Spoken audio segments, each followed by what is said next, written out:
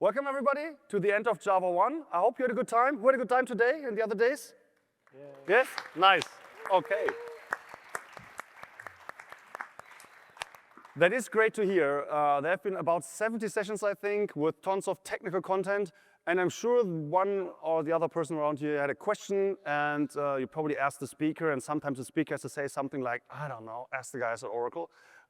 This is your chance to ask these OpenJDK architects who have been working, I think, most of them for like a decade at least on all this stuff, so they know their stuff.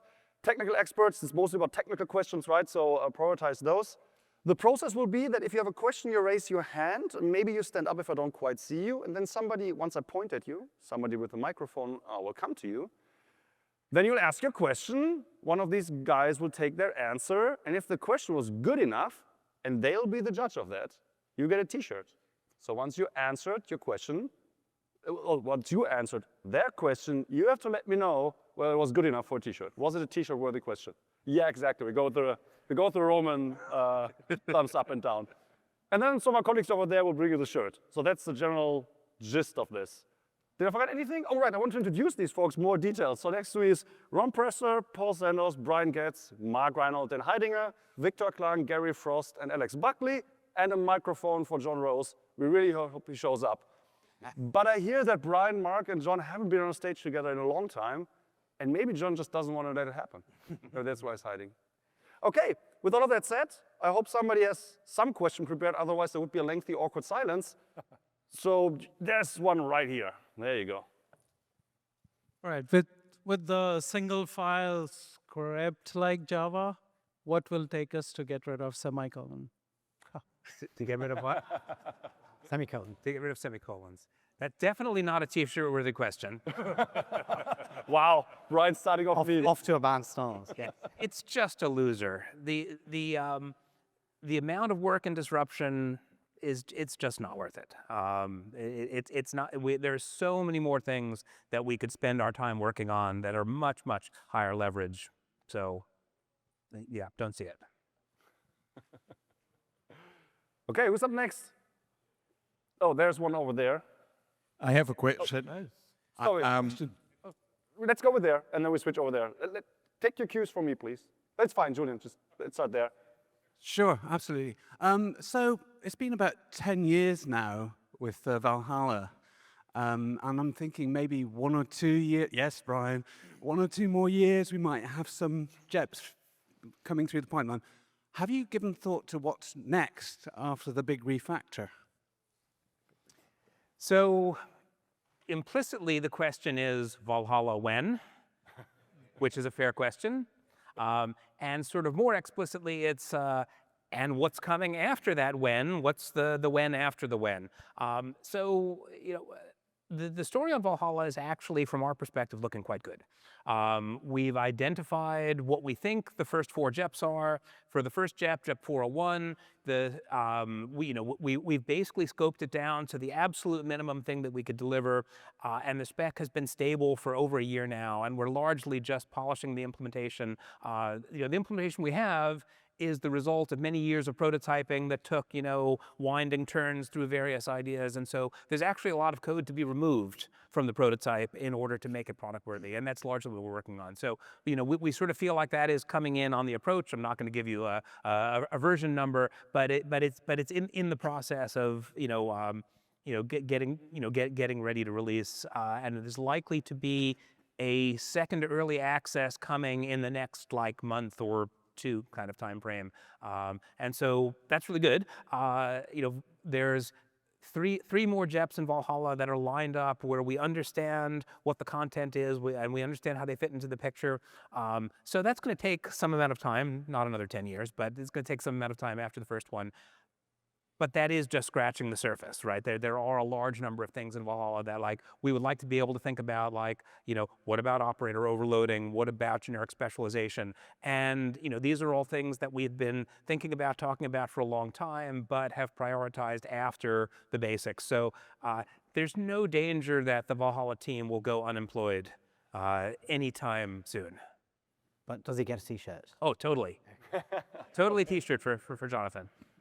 And the next question was over there, so we can just pick that one. Hi.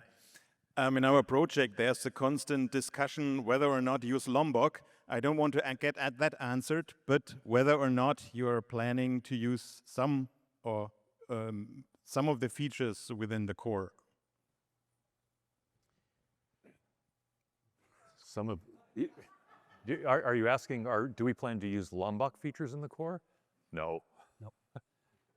I guess the question is, do we want to replicate some things that Lombok does? Like, you don't have to write the getters and setters. For example, you don't have to write the equals and hash code. Yeah, so we've done a piece of that already, right? So, records allow you to, get a particular configuration of, I want a constructor, I want a deconstruction pattern, I want accessors, I want object, method implementations. And, that's a big piece of it. Will we do more like that? We probably will do more like that. Records are sort of a monolithic thing that you opt into being a record. You get a whole bunch of things, and you might ask, well, could I get some subset of them, and not the others? And the answer is probably yes, eventually, but it's not something that's on the front burner right now. So do I get a t-shirt? No, sorry. Did I reflect the question correctly? Does he get a t-shirt? Okay, there we go. Okay, the next question. If you ask Brian a question, you do not get a t-shirt, because when 7 at the moment, other smart people here also are here for you. Who wants one right next to you? Yeah, that works. And there's also one there after that. Yeah, a lot has been said about AI and supporting AI in Java and improving in that area. And there's also been talk about the foreign function interface and modernizing, moving beyond JNI.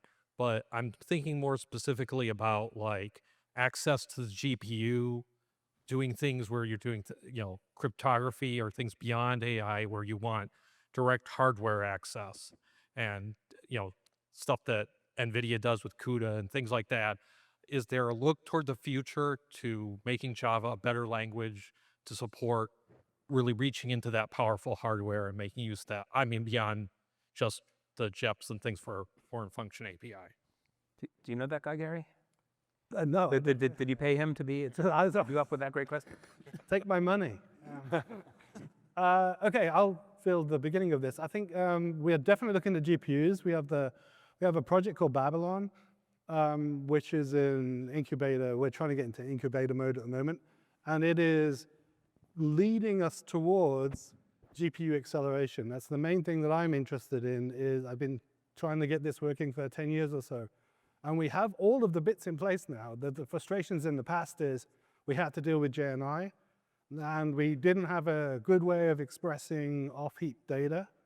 And now we have Panama and FFM and FFI, so we can do that. So we have that in one place. The other thing we needed was a way to express intent for kernels in the GPU world. In Java, we wanted to express the intent, but of course we want to mutate it into a form that's compatible with that, so we can turn it into CUDA code or OpenCL code or PTX code or SPIR-V. And thankfully, we now have a project called Project Babylon. I'm going to point to Paul in a moment to talk more about. Babylon is the tool that allows us to express something in Java, but convert it to any compute model that you may wish. And in my case, I'm interested in the GPU side, but there are all sorts of other areas. AI is another area that we think this is applicable to.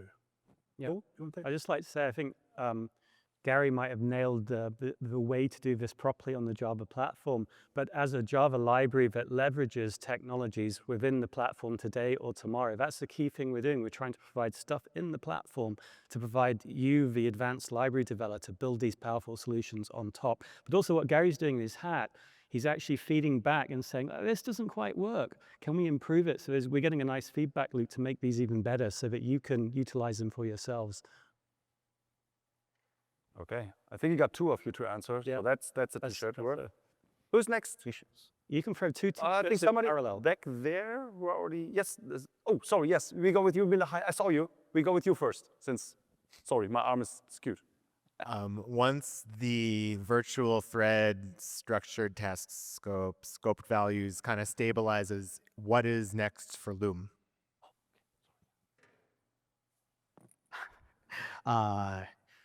Good question. I'm not sure I have the answer. Yeah, so you get a t-shirt. If you start with good question. I am not 100% sure, to be honest. Well, we wanted to do, one thing I do want to say is that with every JDK release, there are improvements to the implementation. So if you see something that's true in JDK 21, that might not be the case in JDK 22. For example, in JDK 22, we completely changed how we do I/O polling. And now the behavior is much more similar to how it's done with event loops. We might reduce the memory footprint of virtual threads. Further down the line, there might be some other use cases for continuations or coroutines under the covers, but that mostly depends on demand. There are some features that are interesting to a small number of people, but to them they can be very important. In particular, I'm talking about custom schedulers. But in order to do that, we mostly need the few people who need them to talk to us and explain better exactly what they need and how they're going to use it. So it's the ball is mostly in their court at the moment. We're ready to do it. We're just waiting for better information. T-shirt. So I'm not that good at my job. There's a person there. I know that let's go there first. And I know there's a question up here as well. We're going to take that next, I promise. But can you raise your hand and keep it up so somebody with a mic can get to you? There you go. Somebody's coming. I'm sorry. It's not that easy to see everybody up here. I'm not doing this on purpose, I promise. Hi. Now go back 30 years ago and change only one architectural decision right at the beginning of Java. And tell me, how do you think this decision will impact the next 30 years? Don't say serialization. That's too easy. That's right. I think the ecosystem would have experienced less pain over the years if we had had modules at the beginning. Woo, modules. Hey. Anybody else? But there was a follow-up. Wasn't it like a second part of that question? And what was that? Yeah, what was that? How do you, Yeah, well, how do you I can think- weigh in, but How do you think that this decision will impact the next 30 years? so like extrapolating it into the future after suffering through for 30 years already. Well, we finally did fix the problem, and we're partway down a long path of pulling the ecosystem along behind us, and hopefully it will make things better. But I would say, related to Mark's answer, that what I'm about to say wouldn't necessarily be my first choice, but it's just related to what he said. I think, in retrospect, it might have been a mistake to leave much of the tooling outside of the JDK. Maybe to have more of it built in. I don't know if it will have, a big impact down the line, but it will make doing some things a little bit harder. agreed. Yeah, I will add finalization. I think finalization is causing some headaches. Yeah. But yeah, we'll work on it. We are. It's in a way. What about native monitors? Maybe also? It was a synchronization. Right? Synchronization native. Take the lock word out of every object. Maybe only give it to you if you ask for it or force you to use an external lock. Yeah, hindsight's wonderful, isn't it? Yeah, it is a great thing. Who here remembers package protected? Oh, wow. So who here knows what protected means? In full, the whole thing, one exactly. Protected, there was the question about something from 30 years ago that was missing, but there's also something from 30 years ago that was kind of questionable even then. And access control was questionable even then because they removed package protected in 97.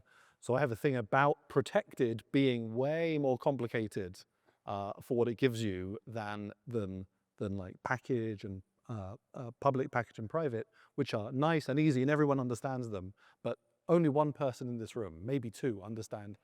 A single-digit number of people in this room understand what protected is, and yet we have to maintain it forever, right? And it interacts with modules and proxies and reflection. And I guess John's not here, so we can talk all about him. But reflection was added in 1.1. And so I have a lot of people like to say Java is COBOL 2.0, and they're wrong. Java is Smalltalk 2.0. The reason I say that is because ever since the gentleman who we are missing added reflection, core reflection, JavaLang Reflect in Java 1.1, Java programs have been as pliable as they are pretty much in Smalltalk. And that's why there are so many frameworks that do the hard work for you. Maybe you sprinkle a few annotations, maybe you don't even have to do that anymore. And so you get this sort of reshaping of your program to the environment through reflection. And it's great that it was in, not on day one, but in Java 1.1. It came very fast in 97. Just one problem with it. A few years later, it was given too much power. In Java 5, it turns out, it was given all this power to let you reflect over any private field and mutate any final field. And that, 20 plus years later, turns out to be a mistake. Good answer. Maybe that will prompt some follow-up questions. Alex, you should get a t-shirt for that. Yeah, that's worth a shirt. Alex a t-shirt. Give Alex a t-shirt. There we go, here. Ran over. Not throwing. John? So I've always liked when languages support returning multiple data types, like in a tuple. I know the JVM language doesn't support it, but is there ever going to be any change that'll support that in the future? So the question is, will Java ever get multiple return as a language feature? So one of the challenges with trying to implement multiple return in the language is that you quickly run into the fact that the JVM doesn't support it, right? So a method in the JVM can have 0 or more parameters, but has 0 or 1, return values. And so anything that we did to support that in the language would be linguistic sugar on top of that. It turns out that multiple return is not as powerful a feature as it looks like it is. It's completely dominated by structural tuples, for example. And if you look at like the feature that C# did about anonymous objects or something like that, they look like multiple return, but they're very limited in that you can't use them across compilation units. You can only use them sort of within a compilation unit because you don't have a nominal type to link against. And linkage in Java is all symbolic, it's all nominal, it's all dynamic. And so the feature that you would get for multiple return is far more limited than the feature that you probably want. So the directions that we've taken there are, 1, records. It's very cheap to declare a record. You can return a record. That's fine. You're returning one thing. And then records interact very favorably with pattern matching. And so you can take a record apart into its components in a syntactically simple way. And that is the direction that we're taking rather than trying to introduce structural types into a largely nominal language. We kind of learned that lesson when we did Lambda in Java 8, where everyone said, you should do structural function types. And we kind of looked into what we would actually have to do to implement that. And everyone would have said, nah, these aren't the structural function types I want. You can like run that whole story almost exactly again with structural tuples. You end up with something that isn't exactly what you want. And so we ended up with records doing the same thing that we did with lambdas in Java 8, which is we had structural function nominal function types in Java 8. Records are nominal tuples, and we think that fits better into the language than trying to graft structural tuples on top of it. Guess this is worth a shirt. Totally shirt-worthy. Probably. Yeah. That one all the way in the back there. I have 2 questions. The first one is, any research going on quantum computing, like Q# or Quasum? And the second one is... Sorry, can we stick to the first? So quantum computing, right? Quantum computing. Let's stick that, and then we go around, and then you raise your hand later again, yeah? Oh, okay. Just, to make sure that we don't start to hog the mic. Quantum computing. Yes. Well, are we doing research in quantum computing? No, I wouldn't say that. Oracle's not in the business of producing quantum computing devices, so far as I know.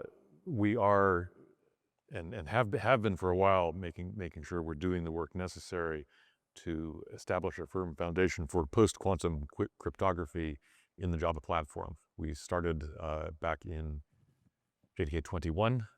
There was one JEP there. There are 3 JEPs in Java 24 for various post-quantum crypto standards that are coming out of NIST, the National Institute of Science and Technology in the US, and other places.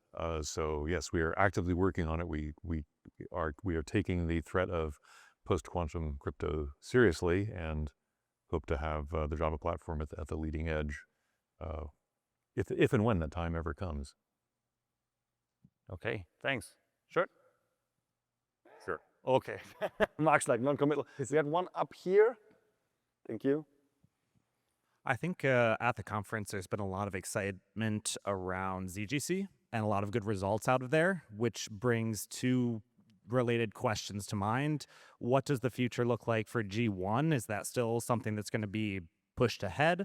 And also, what's the overlap between ZGC and Shenandoah in terms of the development there? We love all of our garbage collectors. Even Serial, by the way. There are workloads where Serial really is the best choice, so don't necessarily discount it. No, G1 has a future. We've continued to invest in it. We will continue to invest in it. I think the trio is at the quartet of Serial, Parallel, G1, and ZGC pretty much cover the ground of all the universe of application use cases that we're aware of. So I think all of those are important. Shenandoah, yes, there is overlap between Shenandoah and ZGC. There are some narrow use cases in which Shenandoah can operate, ZGC can't. Otherwise, pick your poison. Ron, did you want to say something else?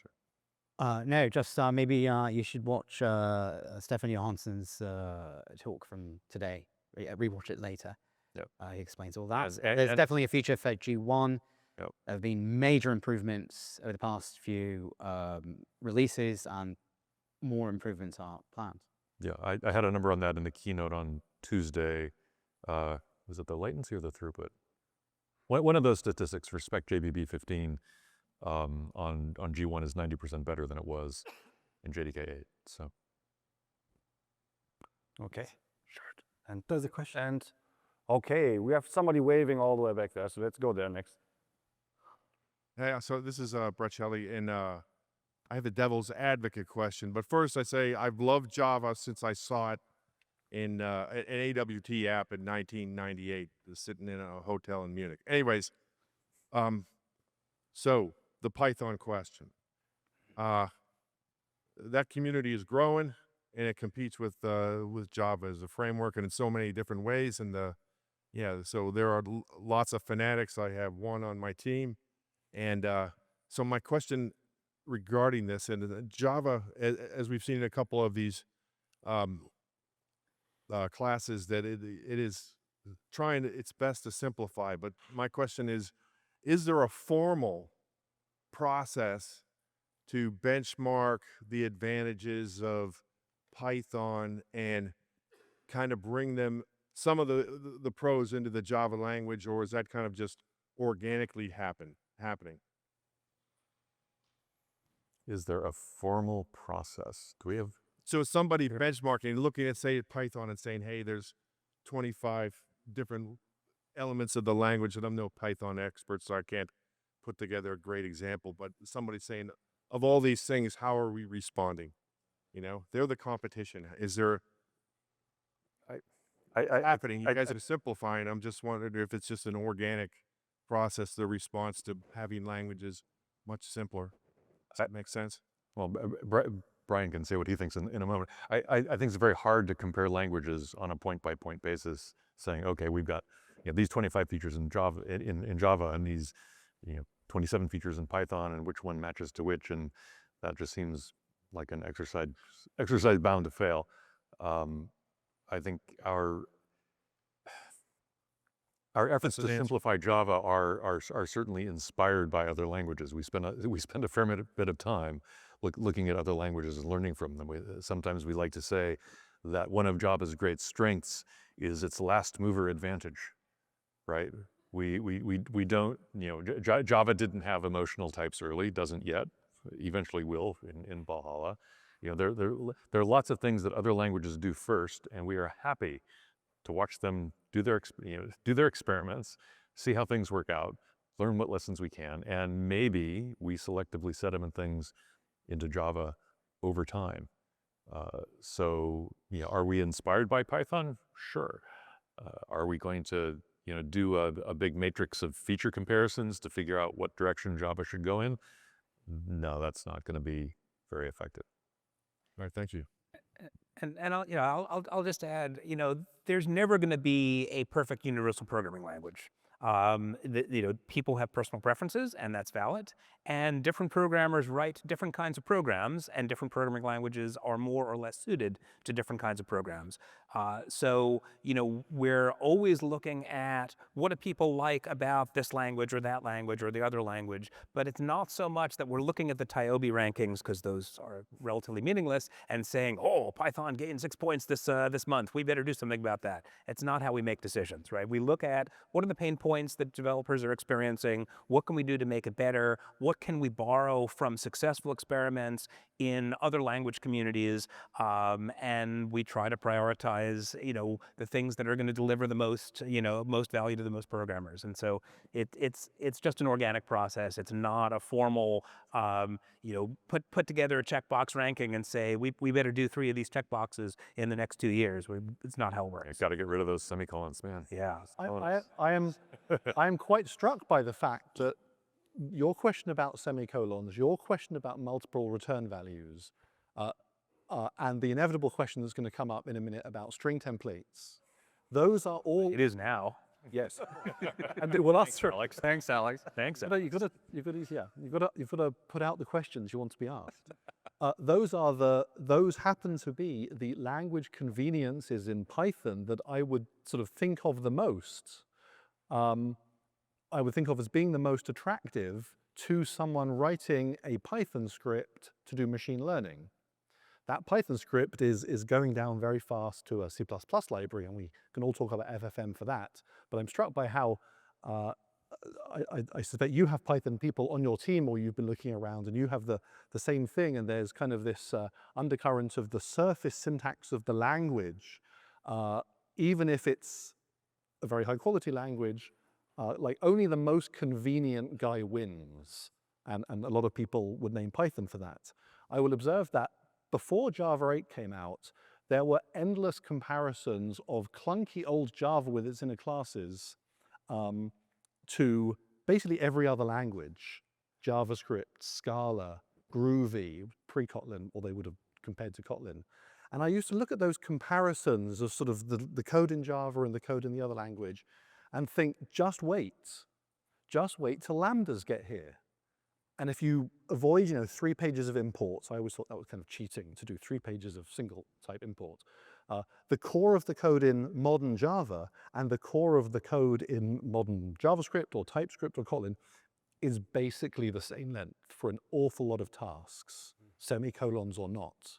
So the conveniences that people see in Python and that the gentleman's team members are sort of agitating to be able to write, with records and sealing and string templates and other features on the Java language roadmap, I think idiomatic Java will be just as expressive and convenient as Python. Quote me on that. I don't think there's any trick they have that we don't know about. Okay, just like to add a point what Brian said about what's important for the users without throwing the users and what they develop under the bus. So the compatibility that Java gives you in each release is extremely important. We don't want to throw the users under the bus, whereas some other platforms have made the choice to do so. Okay, so to make sure that everybody on stage came for a reason, I want to limit the next question to 2 potential topics, which would be stream gatherers or something related to AOT caching or Leiden or something like that. Anybody has questions on either of those topics? Now is your chance. Oh, there's one brave soul right here. And then we maybe get the other topic after. Let's see. So sort of about Leiden. I'm struck by the fact. Could you stand up so we can better see you? Thank you. So I'm struck by the fact that there's a lot of solutions right now to the startup time problem. There's Project Crack, there's CDS, there's the Leiden work, there's native compilation and GraalVM. I'm kind of curious, like, if you think that we're just exploring that space right now and one of those is a win, or we're going to continue with all those options into the future. Well, I can say that we're going to continue with Leiden. Right? As one of the people working on Leiden, I can guarantee you we're going to continue working on Leiden. Right? One of the great things about Leiden is that it lets you take your program and benefit from the changes that we're making without changing your application. We're not adding new constraints to you. We're not making you change your code. We're not making you use a blessed set of libraries. We're not limiting the features of Java you can use. You get to just write your program and use it. We observe it with a training run, and then we're able to speculatively optimize based on that. So we're taking what you do anyways and speeding it up without making you make changes. So I think there's a lot of power in what we've been doing. It makes it very broadly applicable, and it'll be useful in a lot of use cases for people, and it'll just keep getting faster as we keep putting work into it. To give a bit of a broader answer, yes, there are multiple ways to improve startup and warm up. If Leiden doesn't work for your use case and one of the other technologies does, well, use that other technology. Okay, but CDS and Leiden are combined, right? You said. Well, yes, Leiden has evolved. They're bound to become the same. Yeah, Leiden has evolved out of CDS. So if you're used to CDS and you like that model, then boy, Leiden is for you. Okay, I think we can open up to the wider questions again. We have one right there. I'm already noticing, since people are already raising their hands, we're not going to get to all of the questions probably. So if we don't, I don't know, we have nothing else to offer, right? It's like, okay, we just keep going then. There you go. Depends. I had a module question and now I have an AOT question. Which one do you want? Modules are boring. No, for AOT, I'm wondering because we are doing a recording. The recording must be stored and distributed in some ways. So is there work done with, I don't know, Maven or Docker or whatever to be able to correctly deliver that with a plugin so it can be easily managed actually? Is your question, can we build generic training data and attach it to a jar and distribute that separately? Not necessarily, because I know it's specific for an application, so it could be with the application. That would be nice as well, because I think profiles could be linked to libraries, but also my application, I want to deploy my recording, should be in my Docker container, let's say. So I need toolings to do that. This is actually a modules question. Because one of the tools that came out of the modules effort is JLink. What JLink does is takes all the constituents of your application, leaves out the bits that you're not interested in, the modules that you're not going to need, and produces, an application image with all of the stuff that you need. In the future, when what you need to run your application includes an AOT cache, of course the tooling will have some way to bundle that with your application, and then you'll be able to, put that in a Docker image or distribute that however you like to distribute your application. And so that's something that fits naturally into the tooling story we have for application packaging. But is there a way to bundle it with a library, not an application? I think. What was that the question? No, but that's good side. No, okay. So that's a good side question, so I'm interested as well. Yeah.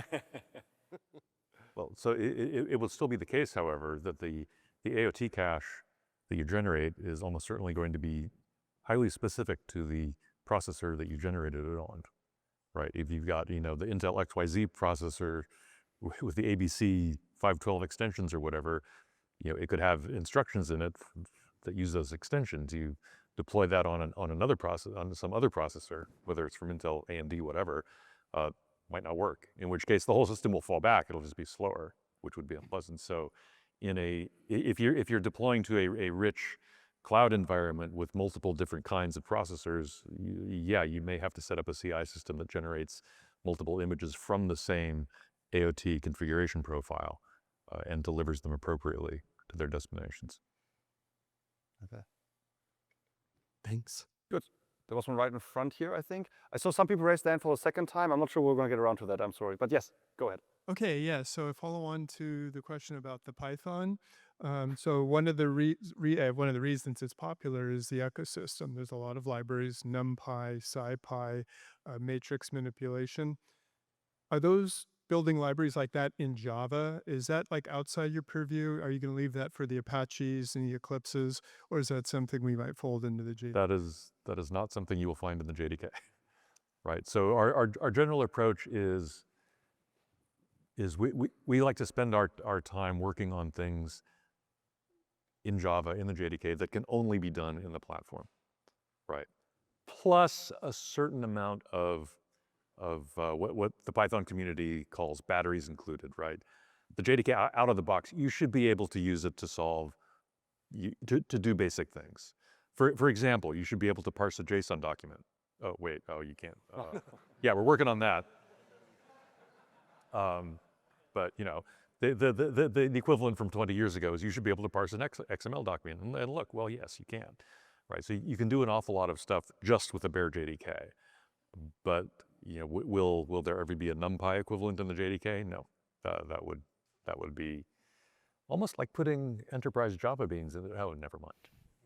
But just to state the obvious so people don't miss it, not because NumPy or SciPy wouldn't be important for the ecosystem, just because people out there can build it just as well as... Right, people out there can build it just as well. We don't have the expertise. There are probably, you know, 5 different, you know, compelling designs for that sort of thing. Yeah. We're not going to do them. Our goal is to enable other people to do them. We like to work with people who are doing that sort of thing. There actually are people, you know, some of whom are at Oracle, working on machine learning and AI libraries in Java, and we have good collaboration with them. But that sort of thing won't be in the JDK. And one of the things that we think about when we're selecting which language features to work on is how will this enable people to write more powerful libraries? So we look at the pain points the library developers are experiencing of, well, I can do this, but I can't do that. You know, how hard is it to write, for example, a NumPy library? And if we feel that it is important for the ecosystem to have that, and the reason that the ecosystem doesn't have that is that the language doesn't provide the underlying support to make that easy, well, that's something that we take seriously and may prioritize working on. Yeah, and not just in the language, but in the platform as a whole. Yeah. Right in front here. There's been media coverage recently about this new algorithm, TinyPointers for hash implementations. Any plans to revisit our collections classes and get some more optimizations? Oof. Yeah, I skimmed that paper a few days ago. I don't think I have. Yes. Does anybody have?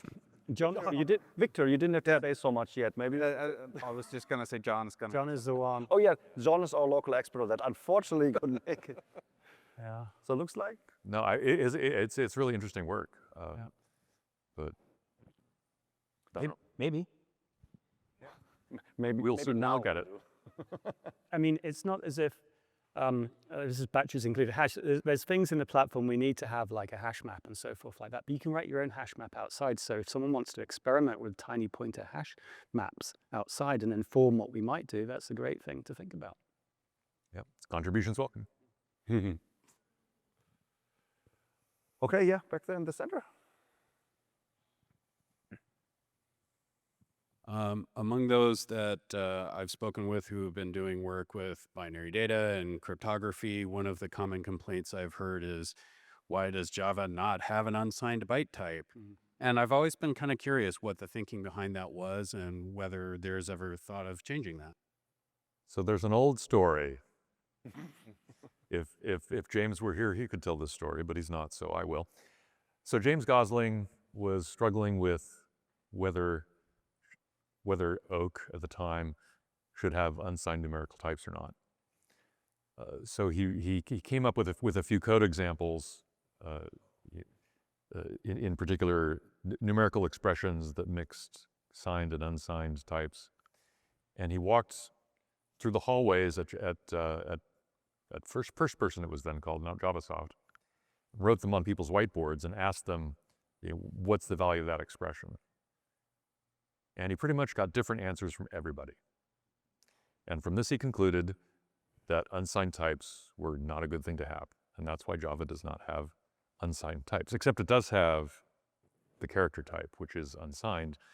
And we've occasionally seen code where people are so desperate for unsigned 16-bit values that they use characters instead of shorts, but yeah, okay, fine.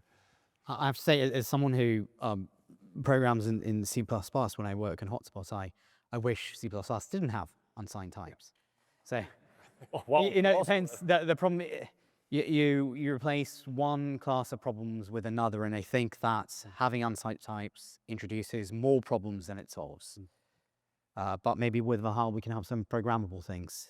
Well, but Valhalla will give people the ability to create their own if they want. As libraries. As libraries. Yeah, so the second part of your question is like, would you ever add insert my favorite primitive type candidate here?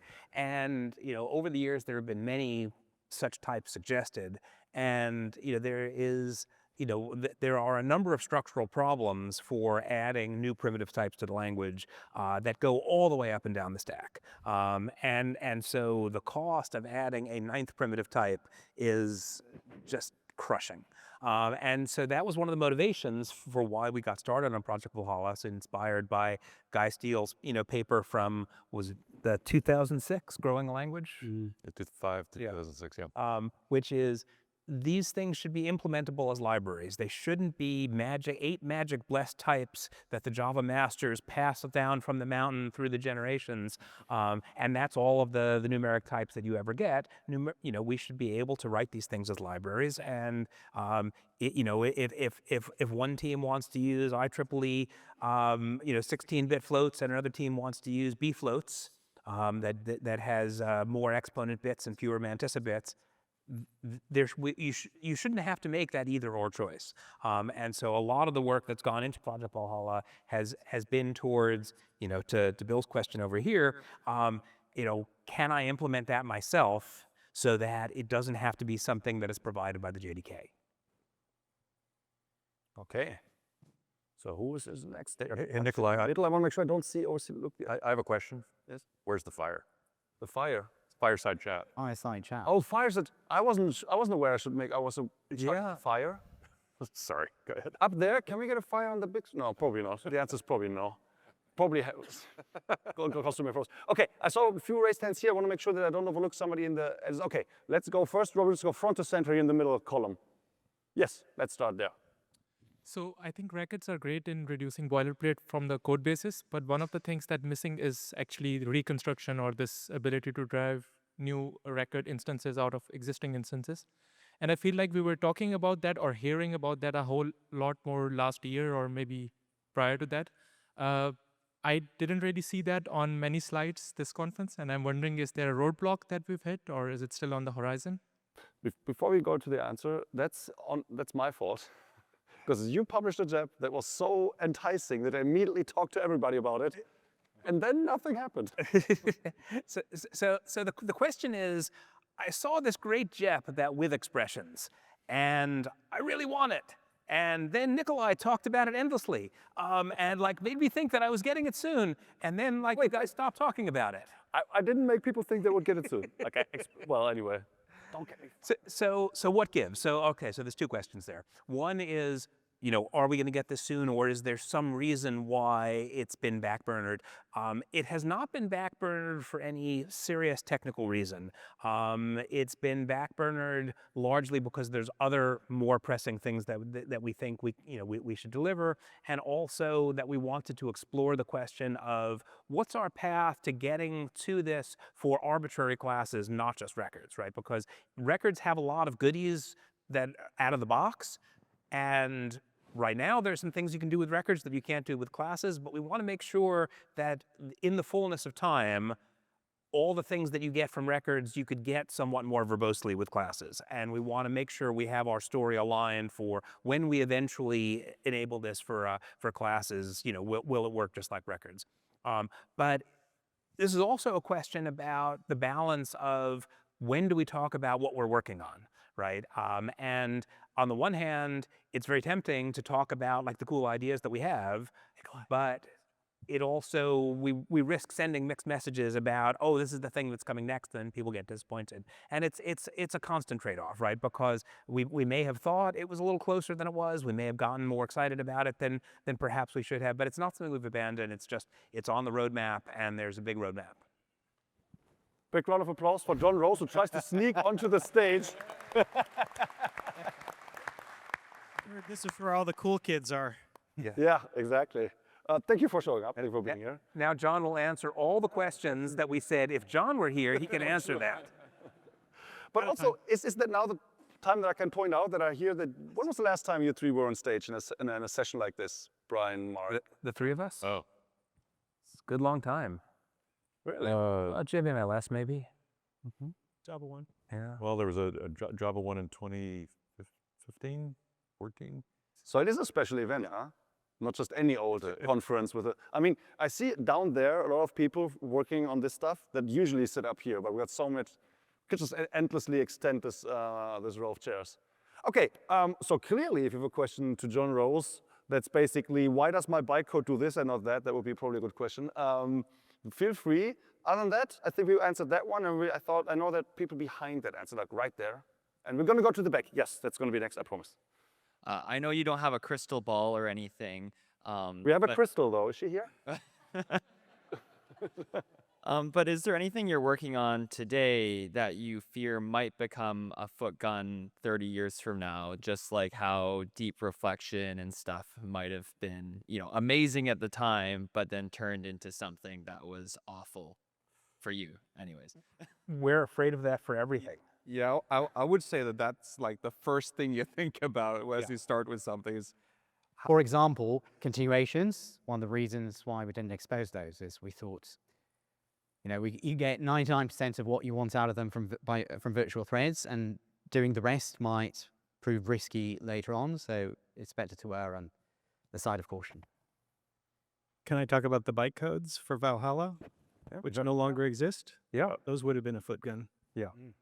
For about half of the almost 10 years of Valhalla that we've been working on it, which involves multiple PhD level projects, as James Gosling correctly predicted, we had assumed that we would be introducing new bytecodes. And the surprise of the last 3 or 4 years is, dang, we don't need them. But it would have been a Footgun because you would have had to recompile any class that touched anything that had been migrated, like JavaLang integer. All of your clients of JavaLang integer, anybody that said new integer would have to be recompiled. That's no longer true. So the Footgun, it's easy to add Footguns. It's hard to prevent them from being added in the first place. I want to add to that deep reflection on its own is not that bad. The question, the problem is that you could deeply reflect over everything without, you know, everybody could deeply reflect over everything without the application developer or maintainer knowing. Okay, so just to say that deep reflection isn't bad on its own. It's just bad when it just can do whatever it wants without you noticing. Okay, I think we had one all the way in the back there. Are we still handing out t-shirts, by the way? Yes, we are, right? You stopped saying that because I felt it was kind of lame, but we're still getting t-shirts. Good. Okay, you who have provided it, sorry, it's yeah. You have provided a very nice Java native invocation to simplify it yet, but we have an opposite problem or request.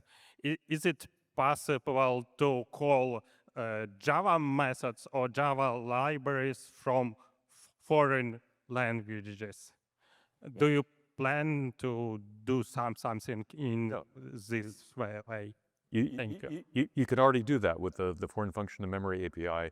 Native code can call into Java code. No, but if you mean that only as a callback, but if you mean embedding Java in a native application, yeah, we have the API. For example, for calling from Python, Java methods.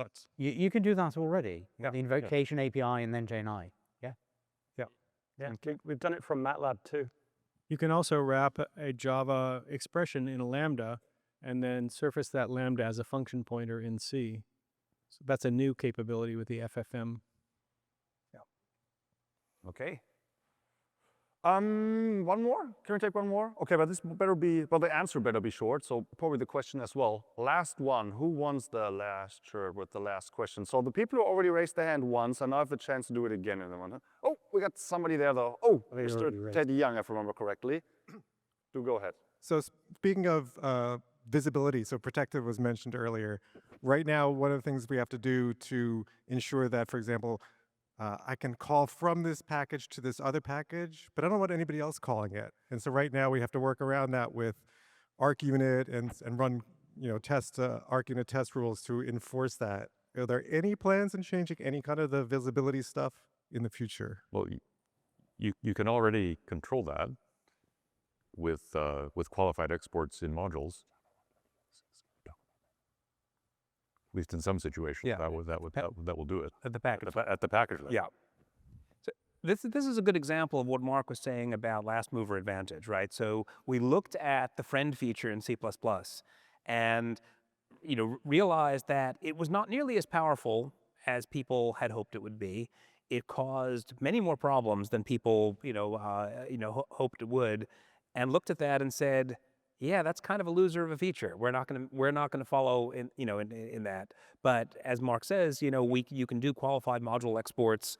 You can have encapsulated modules, encapsulated packages, within a module, that can freely call across each other. So you have ways to do that, just not at the method grain level. And we think that's probably about the right thing. Okay, I think that's about it. I have a final question for you in a second, but before we get there, can you give me, please, big hand of applause for all these amazing people who work on Java? Thank you.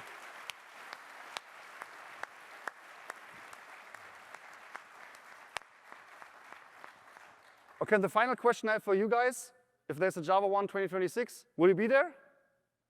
Yes? Yeah. So I hope to see you then. I wish you a great way home, more good exchanges with all your friends and colleagues here. Safe travels, and we'll see you next year.